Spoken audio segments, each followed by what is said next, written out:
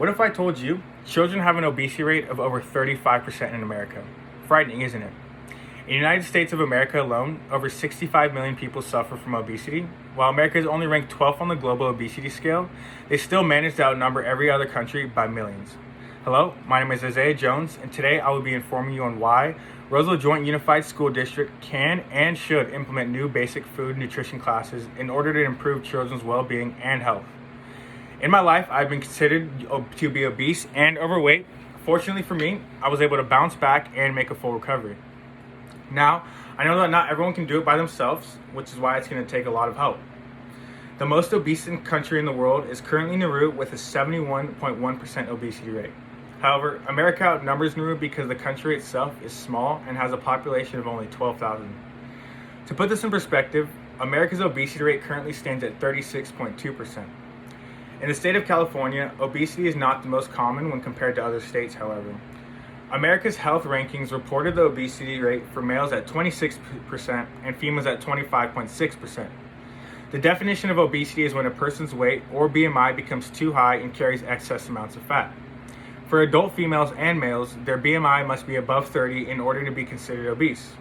In order to calculate your BMI, you take your weight in kilograms divided by the square height in meters. Recently, however, studies have found that BMI is no longer the best option for determining whether a patient is obese or not. A better method is to take your body fat percentage. The problem with the BMI is that it only takes down your weight and height and not the fat that's actually consisted within your body. Your body fat percentage tells you how much fat is consisted within your body, and by using this number, you may find a closer and overall better results. When looking at the side effects, obesity of course carries heavy consequences. The number one side effect is a decreased life expectancy and can number up in the years, almost to 5 years. However, there are many other problems that arise when a person is obese, and a noticeable side effect of obesity is hypertension. In other words, hypertension is the medical or scientific term for high blood pressure. Diseases such as cancer and heart disease have been found linked with young children, and hypertension in today's society can go hand in hand with obesity.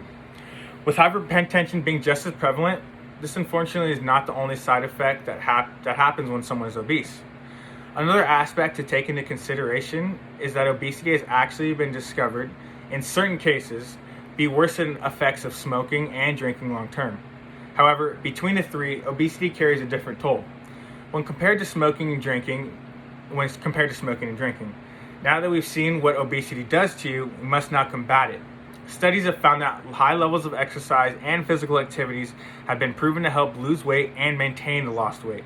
However, these results were only accomplished if a said person is consistently participating in physical activity. Children, unfortunately, do not have the capacity to consistently exercise at a high level, so they must have alternatives.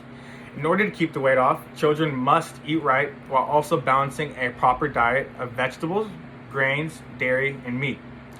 According to caringforkids.cps.ca, children should have 3 meals a day and snacks 1 to 3 times a day. To make it a change in the children's life and health, public schools should have a bigger role. Students spend the day at school and sometimes can leave with no physical activity and eating nothing but processed foods. So, in order to combat this, basic food nutrition classes should be implemented. To start, funding for these new classes can come from the state, which would be 58%, property taxes and other local sources, 32%, and the federal government, 9%. Because this is a local case, a petition can be easily used to gain the attention of Admin Chief Business Official Joe Landon and his Superintendent Dr. Denise Herman from the RJUSS School District, or Roseville Joint Union School District.